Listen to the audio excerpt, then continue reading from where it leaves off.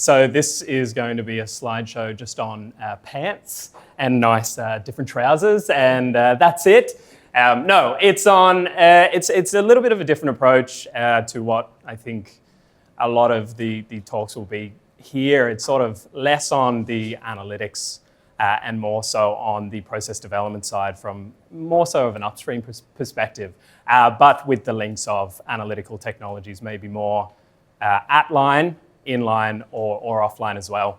And so it is a little bit cryptic, Media Matters, mapping the mysterious impact on MABs, but it's sort of more conceptual on the idea that where we need to be tracking our media a little bit more holistically, a little bit more fully, because this is what underpins all of our processes and what underpins what gets delivered to our analytical scientists in terms of a product point of view. So I guess we need to ask ourselves the question, why do we need media analysis?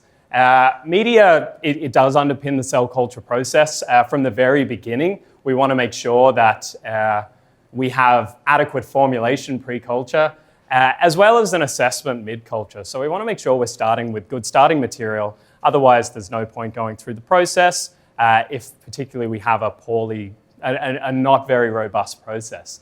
So we want to ensure that we're starting with the correct starting materials, whether that be amino acids, supplements, trace metals, which might be involved in certain enzymatic reactions, that we just keep on top of our media, and that we keep consistent batch to batch in order to sort of hit our target of generating a robust process. We want to also then look at that mid-culture assessment of cell culture and determine what our metabolites are, how we're growing our metabolites, whether they be maybe more toxic byproducts, or whether they just simply be an accumulation or a depletion of amino acids, certain vitamins as well, in order to see if there's going to be anything that is going to affect our cells negatively or positively, or that might impact our product quality. So that sort of mentions it there. So we really want to have a look at our toxicity evaluation. This could be from pre-inoc media, freshly prepped basal media that's bought commercially.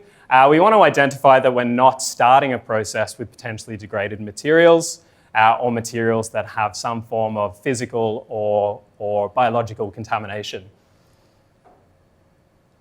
Quality control is a big one for media. We set our processes with a defined agenda, with a defined media makeup, with a defined amino acid concentration, with defined raw materials. And so we want to make sure what we say we're making is what we're actually making. And we can't just rely solely on, say, a DFR of a prepared media batch. We want to make sure that, and only looking at, say, something like pH and osmolality before we chuck it into the bioreactor and hope that our cells grow. We want to have sort of a more consistent quality control over our medias before we get into the cell culture stage. Cell health, then, is a big one. We want to make sure that our cells are staying alive, they're staying happy, they're staying well-fed, whether we're adding supplements, whether we're adding additional glucose, whether we're adding certain vitamins maybe mid-culture, or we're perfusing in different medias throughout our culture. We want to make sure that our cells are still happy. So we want to target a sort of more holistic approach on media, not just, say, the amino acids, but maybe also our cell viabilities, our cell densities, and the metabolites that those cells will produce. And then finally, by knowing all that we can know of our media, whether that be pre-inoculation media or spent media throughout the culture, by having a stronger control over our depletion or our accumulation of metabolites or amino acids, we can then work on experimental design and optimization. So from a process development point of view, I should have mentioned I'm a process development scientist, an upstream process development scientist that is focusing more on process analytic technologies and sort of those at-line technologies. It'll really help by having a good understanding of our media to design and optimize experiments. And as was mentioned earlier in the day, to try and do it as live as possible as well. So you're not waiting after 7 batches, you only get your analytics of your product quality back, so that it can be sort of a more in real time analysis of our cell culture. So what can we analyze? I think we obviously have a lot of focus on our product quality, our critical quality attributes, or our product quality attributes. But it starts so much earlier on, as I mentioned, with whether we have our seed medias, our production medias, or potentially in newer and newer processes, we're going to higher capacity for our medias. There could be a potential that we are wildly out for our amino acid concentration, say if we're not buying commercial media, but we're making a proprietary media, that we have the correct amino acid concentration, correct trace metals, cofactors, and vitamins, alongside what historically has been measured for media, which is our pH and osmo, and maybe a conductivity reading here or there, just to add more confidence and to make sure that we're consistent batch to batch. And then other supplements as well. So maybe in production we'd be adding a glucose feed, other additional supplements, whether we're doing a fed batch culture or a perfusion culture. We want to make sure that whatever we're putting into that bioreactor is correct, is not degraded. There are certain amino acids that will degrade over a short period of time. And so we want to make sure that they're obviously not degraded before they go into the bioreactor. And then our outputs. We want to measure a range of things, not just our metabolites, which will give a good indication of our cellular metabolism and the change of metabolism over time as we go out of exponential growth and potentially into protein production. We want to measure our other things, our CPPs, so our pH and gas control strategies, in order to identify those cell culture conditions in order to further optimize. And then, of course, if we're adding in any supplements, just to see how that consumption of material is occurring over time throughout growth in that protein production. And then, obviously, we want to tie all of that to our product qualities, our titer as well, so that we can develop models to identify the most suitable conditions for optimal growth and protein quality. So when can we measure? We can measure, obviously, at any point of our cell culture process. This is a typical, or maybe not so typical, protein production. So talking from the point of view of maybe a monoclonal antibody or a therapeutic protein. We can see here at day 0, we're obviously going to be inoculating with our basal media or our proprietary media. And then even as early as day 0 or day 1, we might initiate a feed start, maybe some glucose supplementation. This is just an example. This is not all of our Pfizer processes. This is just an example. And it's just showing that at so many stages throughout this process, we might be involved in supplement addition, any other additions. We might do partial harvest, things like that. And so we're going to get very varied metabolite profiles. We'll get very varied amino acid profiles as well. And between all of that, we might induce, potentially through a pH shift for protein production, inductance might be added, which might infer a change of trace metals that are going into the culture as well, which could throw out enzymatic reactions. And then also supplement control, particularly for perfusion. So there's so many points of the process for upstream cell culture in which we could have a drastic impact on our cell culture, on our cells at an individual cell level, and then as a bulk cell level. So this is just a little chart that was put together of the process development that has historically been occurring, at least at the Grange Castle site. I've sort of broken it down into what's historically been measured from a cell culture point of view, from a media point of view, and how at the moment it's sort of been, up until now, a semi-non-targeted approach. So we can see, thankfully, aseptic technique and contamination mitigation only makes up a small % of what historically has been measured. So we're staying as aseptic as possible, but there's always room to improve. Poor product quality has been associated with about 15% of our investigations. Orthogonal method differences, and this is sort of going to the point of no targeted media characterization strategy. We might be incorporating different orthogonal methods from a process development point of view that might not necessarily agree with each other, and there might be a lot of redundancies of measuring the same way again and again on different systems. And then we can see here the two largest components are media precipitation, which I've measured before, which I mentioned before, and then the large chunk here of the pie, impaired cell growth. And that is so generic. That's so general. We can't really associate what that is without having a better control over what's happening in our bioreactor. So this is sort of the non-harmonized approach that's typically been used up until this point, is potentially for immediate precipitation, really only visual inspection and a turbidity assessment has been incorporated, but we don't actually know of what, of where, and how. For aseptic technique, really, historically, only QC microidentification has been used for contamination control, but not necessarily the metabolites that might have caused that, or maybe any false positives where it mightn't have been a contamination issue, but a precipitation issue, and our cell counters haven't picked up the difference between the two.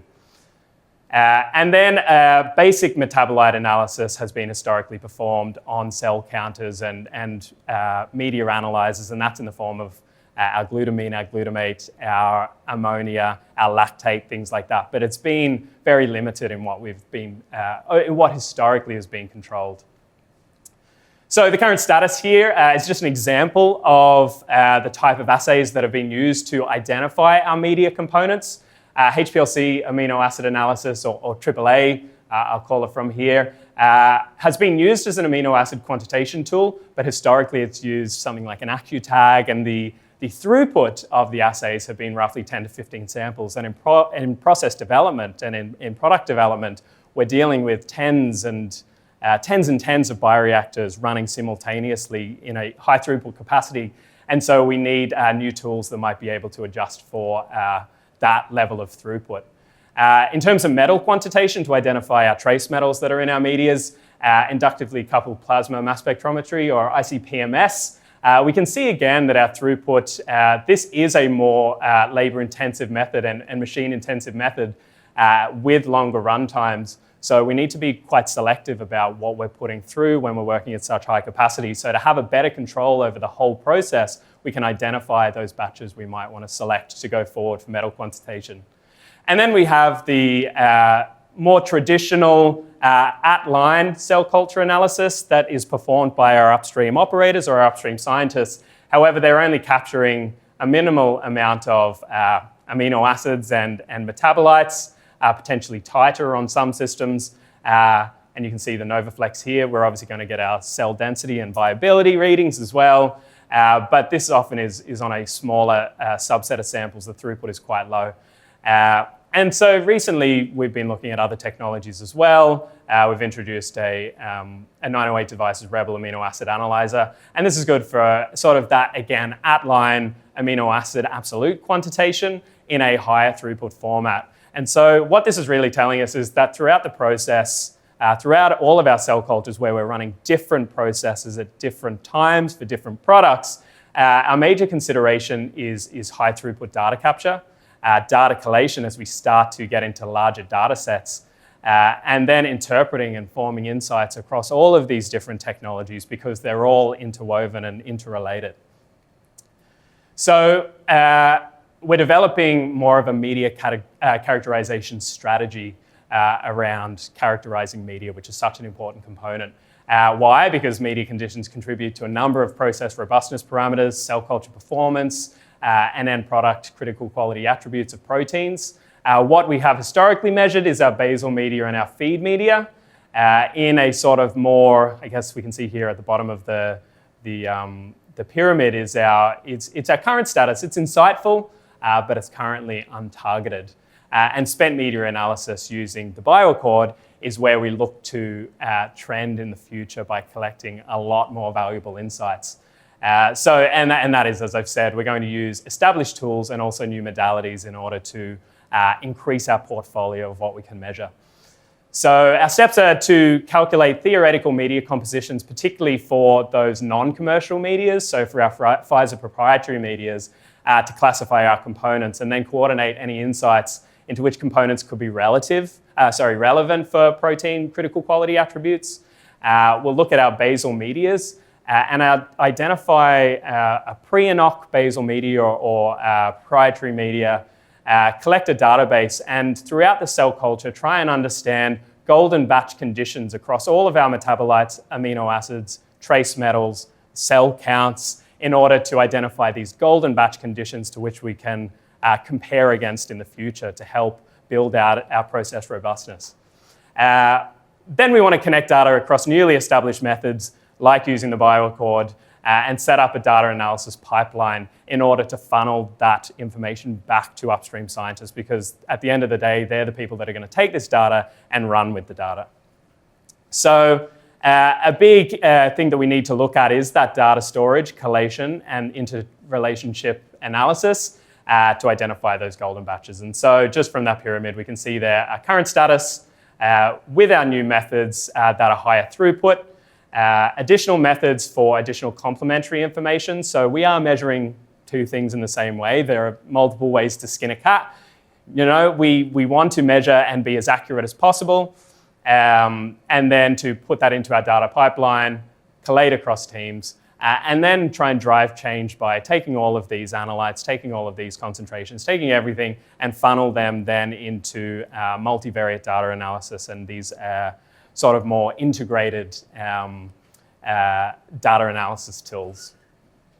So what it looks like, or what the future status we'd like it to look like, is taking the newly acquired bioaccord that we have for metabolite, amino acids, supplements, and product quality as well, because it is a mass spec, it will measure product quality as well, and then couple it with historically how we've measured our trace metal analysis, and then our more compendial methods, but also our cell counters as well as our titer measurements, and use all of those sort of to remove some of the mystification around different scientists analyzing samples differently, pipetting differently, by using an automated tool for high throughput sample prep so that we get as consistent as possible across methods. So for that, we'll use the Andrew Plus robot. And then on top of that, we're looking to integrate as well with our AMBER systems directly in line with the bioaccord for more real-time feedback, so we can tell our upstream scientists as they're performing their culture what is going on in their culture. So it's a more holistic approach that allows us to generate deeper insights to our cell culture performance. So achieved so far, we've had the bioaccord only for a short amount of time, but on top of what we've measured, such as trace metals, amino acid analysis pre and post NOC, which we've done with the bioaccord, our cell culture analysis, which we've used our cell counters for, our metabolite analysis that we've looked at spent media for. I should make a note here, we're looking at total culture metabolites that have been produced, but then also adjusting, using tools for cell culture analysis, adjusting to identify VCD adjusted or per cell analysis. So to see per cell what our concentration of our feed is, what our concentration of our glucose is, and how these cells are producing metabolite as well. To have VCD adjusted cells, to have VCD adjusted per cell analysis, it might be able to pull out trends in data you might not otherwise see. On top of that, doing more heightened characterization on product quality, so looking at N-glycan relative quantitation for the MABs that we're working on. So for that, we're doing a reduced intact mass method, comparing it to a 2AB labeled release glycan method there as well. For other glycosylated proteins, looking at glycoform occupancy assessment in order to work all of those together to generate statistical models. So in the form of MVDA, SIMCA models, primary component analysis models, in order to then, at the end of the day, drive change in our design of experiments. So by having all of these together, it's adding more and more pieces of the puzzle together to get a stronger message to identify more easily and more readily a robust process condition. So this lastly is just something that we've recently done, is just a media preparation investigation, which is looking at two sites labeled A and B across multiple batches. This was done on the bioaccord, looking at now underivatized, so we're able to work at a higher capacity, at a higher throughput, because we're not derivatizing our amino acids, it's just natively measured in positive ion mode. So it allows us to work at a higher capacity where there's a rapid dilution and sample preparation that are occurring. We're running a 1 in 100 dilution in a simple 0.1% formic acid solution. and then our sample runtime is in the minutes. And we're looking at different sites and comparing amino acid profiles of pre-inoculation production and pre-inoculation feed medias to identify any components before we even touch the bioreactor. So this is very insightful because it lets us identify our outlier batches. We can then generate a good understanding of what golden batch conditions are by looking at our cell culture data to identify raw material preparation, potential differences in our raw materials between lot to lot, and media preparation mixing conditions as well. So then just finally, our project's in flight. We're looking to identify cell culture conditions and their effect on glycosylation using the suite of tests to understand metabolites associated with varying yield and bacterial fermentation. So for that, we're relying more heavily on the bioaccord from an extracellular point of view. Potential physicochemical changes of different batches of raw materials, as I mentioned, used in the formulation of our production medias. So for that, we're using LCMS or bioaccord. And then because we are working with our upstream scientists as well, to have tight connection with them, so they will be running things like at-line amino acid analysis in another way as a different orthogonal method for determining our amino acids in our media. And then baseline data from media prepped and spent media to identify the golden batch, as I mentioned, and then by having a little bit more look into this cell-specific metabolomics assessment by adjusting for our viable cell density in our bioreactors as well. So finally, I just want to thank so many people, but I'll thank the MSAT process development team in Grange Castle as well as the analytical technologies team. So thank you.